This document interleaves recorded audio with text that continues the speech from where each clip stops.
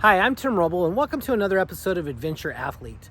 Today I'm here to talk about my 3-week prep and what I got going on with the truck.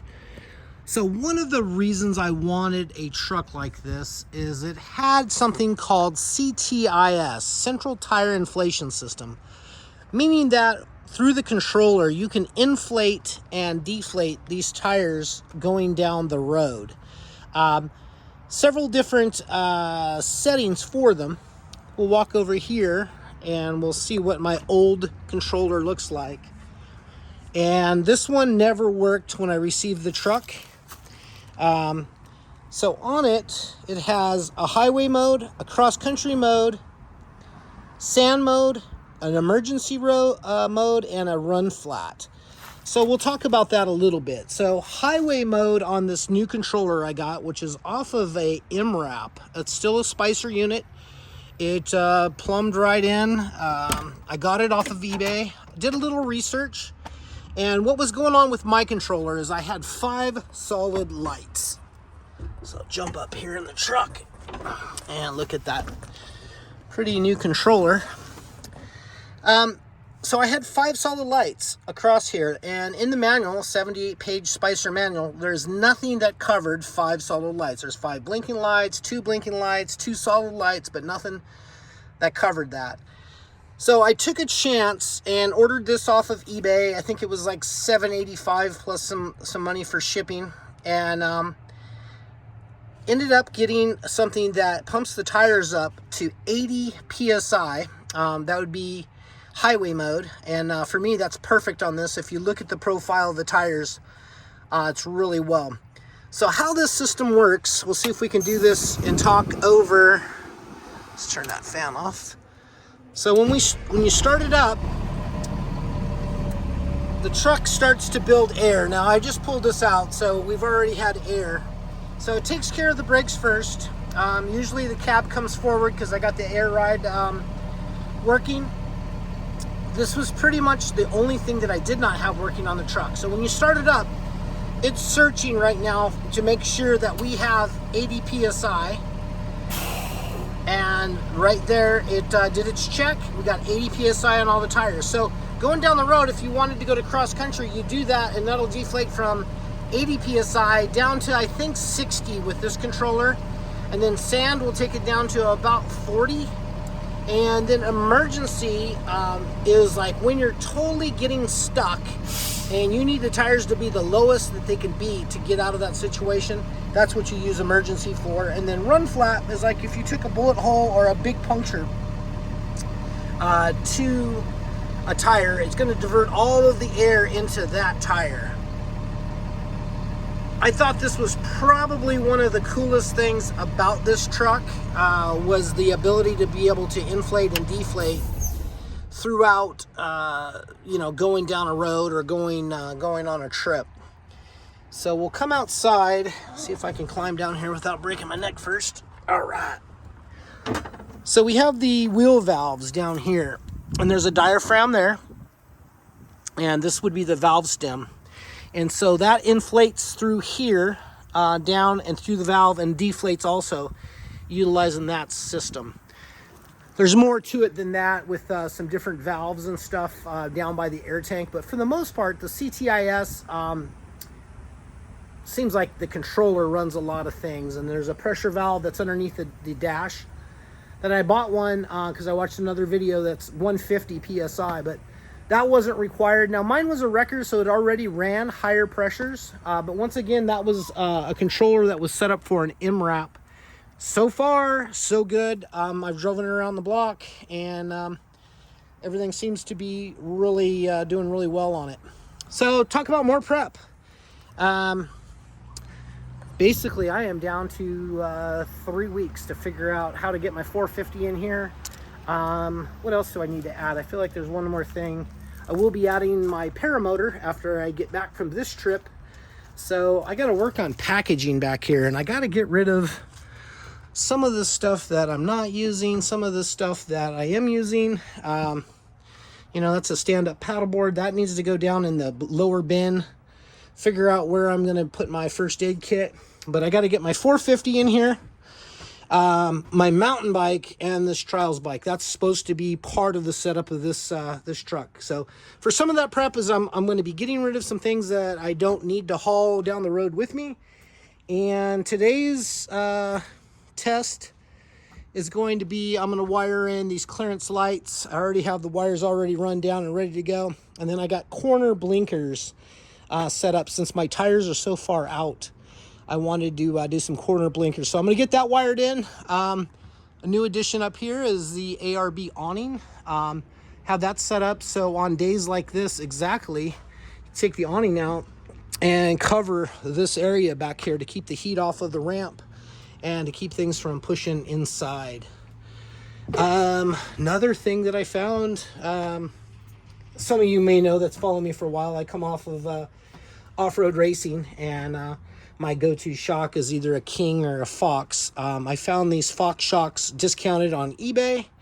I think they were about $800 a piece, but they're a 3-tube bypass, and they are an exact match, except for the bolt holes, to go onto this truck. Now, why would I need to put a 3-tube bypass on an Expedition truck? For the weight on this truck and how it's set up right now, I've been noticing that hitting a bump in the front, that I do not have enough rebound dampening. And with this shock, that's an easy fix. I can turn it up if it, or shut that tube off to really slow it down. And if that's not enough, Wayne Irelson of Alltech, I'll be out at the hammers. I'll pull those off, take them down to him, and show him what I want done. He'll do that, and I'll pay him for his service. But that's going to be a neat install. I'll probably get to that later this week. And then I have two 100-watt solar panels that I plan on putting on these panels right here, this one and the other one, just to add another 100 watts, especially in the winter when the sun's low and these will be closed. Those will really capture some more power. Not that I think I may need it, but let's be honest, I tested this this rig in June, and that's when the sun's the highest, and I think I'm at 1,850 watts or something on the roof, but I'm not really pulling in more than like 1,100 at the max. Do I need more than that? I don't. But what do I do in the winter when it's a week or two of cloudy days and the sun's low, the sun's up from 7 to 5? I want to make sure I just have enough power to cover that type of deal, because remember, this does not plug in. There's no place to put a generator on it, charge batteries, or anything like that. This is 100% off-grid solar, and that's how I wanted it. And so far, so good. I don't think, when I got the system running, that was back in, I believe, late December, so our shortest days, and I was making enough power to run the refrigerator, which has been on since I want to say January 11th. So I'm set up for September 12th, leaving here, going out to Cougar Buttes, gonna get set up for the trials competition, taking my mountain bike. Don't necessarily need the mountain bike. I really don't need to take it. I really don't need to take my 450 because I need to focus on trials, but I'd like to get this packaging puzzle back here solved going down the road with what I need to carry. And then with that paramotor coming, that's going to add another place to figure out where that's going to go. That's a big hoop, and I think we're probably talking 4.5, 5 foot tall on that hoop. So I'm kind of thinking that paramotor may just tie down in this area here. We'll see how all of that works, but that's what I'm working on this week. I thought I would give an update. I haven't really, I wanted to get an update out Friday, but I just didn't have great content. I didn't have that controller yet. I am so stoked to be able to have pumped up tires with the truck, because I have a slow, and when I say slow, about 3 weeks worth, I lose about 7-8 pounds on that front driver tire. And it's so nice to have a system now that airs all of that up, and I don't have to worry about it. I don't have to drag out the air compressor and wait. You start the truck up and it does what it's supposed to do. And then when you're going cross country or in the sand, of course you want to air down. You want to make that contact patch bigger, and that's one of the main reasons why I went with this platform. The FMTV forum on Facebook, Sean Filner runs it, is the admin, and he's got a great video series, and he was covering CTIS last week. He did new wheel valves on his truck. When I got my new wheels, I paid the money for all of the new wheel valves, all new hardware. So I'm starting solid with brand new tires, wheels, and CTIS lines and everything out there. But the controller was bad. Following that on Facebook, I'm like, hey, maybe it's time to tackle this problem. And he downloaded the manual. So if you're interested in one of these FMTV or MTV type trucks, which stands for Family of Medium Tactical Vehicles. The MTV is a medium tactical, being that this is a 5-ton. That's considered going to a middleweight in a military truck. But yeah, join the forum. I mean, there's a lot of great information there, a lot of help. I appreciate the camaraderie between the people that own these trucks, because this is a steep learning curve. I've never worked on a platform like this. So, I come out of the Air Force. I worked on C-141s, KC-135s, and C-17s for the most part in my career.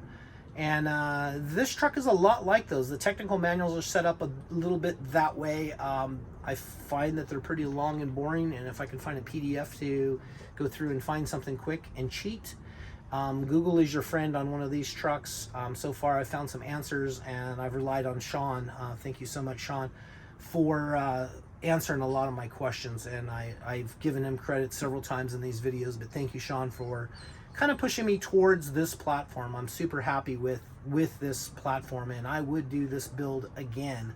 I have been hit up what my price is for this truck to sell it, and I may have a serious buyer on the shelf, I'll say, but I don't believe, even for the price that I want for it, which is pretty big, it'd be enough for me to build another 2 trucks any way I wanted. But I'm not willing to really give up 18 months of my life again, not to be on the road and living my dream.